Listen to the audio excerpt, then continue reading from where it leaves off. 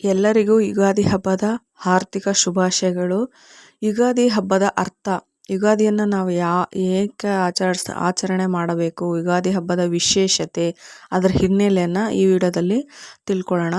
ಯುಗಾದಿ ಪದದ ಅರ್ಥ ಅಂದರೆ, ಯುಗ ಅಂದರೆ ಕಾಲ, ಆದಿ ಅಂದರೆ ಆರಂಭ. ಯುಗಾದಿ ಅಂದರೆ ಹೊಸ ಯುಗದ ಆರಂಭ ಅಂತ ಹೇಳಲಾಗತ್ತೆ. ಪ್ರಕೃತಿ ತನ್ನನ್ನು ಹೊಸತನಕ್ಕೆ ತರುವಂತಹ ಕಾಲ, ಕೋಗಿಲೆಗಳು ಹಾಡುವಂತಹ ಕಾಲ, ವಸಂತಗಳು, ಋತುಗಳು, ಹೊಸ ಚಿಗುರು, ಮಾವು ಬೇವು ಎಲ್ಲ ಹೊಸತನ ತರುವಂತಹ ಕಾಲವೇ ಯುಗಾದಿ ಅಂತ ಹೇಳಲಾಗುತ್ತೆ. ಈ ದಿವಸದಿಂದ ನಮಗೆ ಹಿಂದೂಗಳಿಗೆ ಹೊಸ ಯುಗ, ಹೊಸ ವರ್ಷ ಅಂತ ಹೇಳಲಾಗುತ್ತೆ. ಇವತ್ತಿಂದ ಸೂರ್ಯ ತನ್ನ ಹೊಸ ರಾಶಿ ಚಕ್ರಕ್ಕೆ ಪ್ರವೇಶ ಮಾಡುತ್ತಾನೆ ಅಂತ ಜ್ಯೋತಿಷ್ಯರ ಪ್ರಕಾರ ಹೇಳಲಾಗುತ್ತೆ.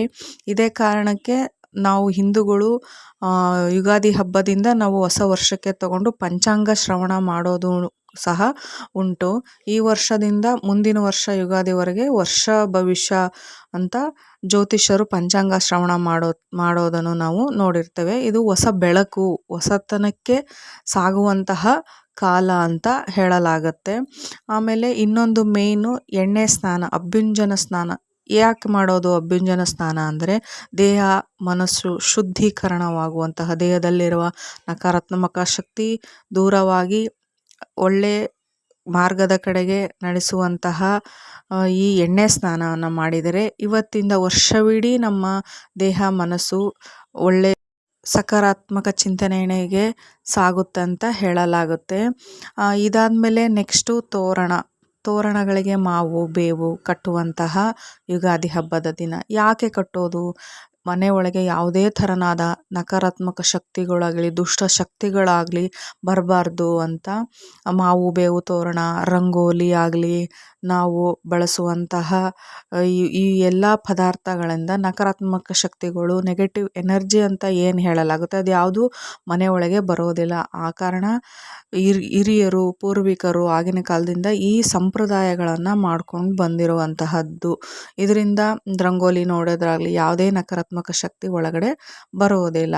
ಇದಾದಮೇಲೆ ನೆಕ್ಸ್ಟ್ ಹೇಳೋದಾದರೆ ಬೇವು ಬೆಲ್ಲ ಯಾಕೆ ತಿನ್ನಬೇಕು ಅಂದರೆ, ಜೀವನದಲ್ಲಿ ಇರ್ತಕ್ಕಂಥ ಕಹಿ ಘಟನೆಗಳನ್ನೆಲ್ಲ ಮರೆತು ಮುಂದಿನ ಜೀವನ ವರ್ಷವಿಡೀ ಸಿಹಿಯಾಗಿರಲಿ. ಸಿಹಿ ಕಹಿ, ನೋವು ನಲಿವು ಜೀವನದಲ್ಲಿ ಒಂದೇ ಥರ ತಗೋಬೇಕು. ಯಾವುದು ಸಿಹಿ ಜಾಸ್ತಿ ಆಗಬಾರ್ದು, ಕಹಿನೂ ಜಾಸ್ತಿ ಆಗಬಾರ್ದು.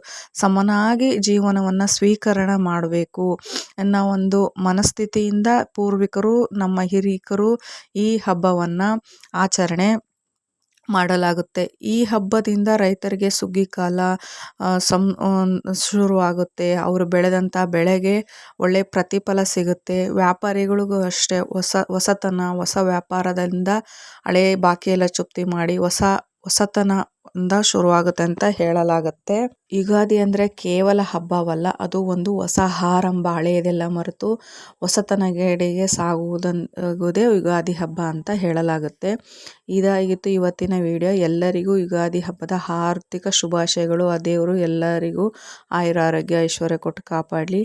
ಬೇವು ಬೆಲ್ಲದಂತೆ ನಿಮ್ಮ ಜೀವನದಲ್ಲಿ ಕಷ್ಟ ಸುಖ ಎಲ್ಲ ಸಮನಾಗಿ ಆ ದೇವರು ದಯಪಾಲಿಸಲಿ ಅಂತ ನಾನು ದೇವರಲ್ಲಿ ಕೇಳ್ಕೊತೀನಿ. ಮತ್ತೆ ಸಿಗ್ತೀನಿ ಮುಂದಿನ ವಿಡಿಯೋದಲ್ಲಿ. ಎಲ್ಲರಿಗೂ ಶುಭವಾಗಲಿ, ಒಳ್ಳೆಯದಾಗಲಿ.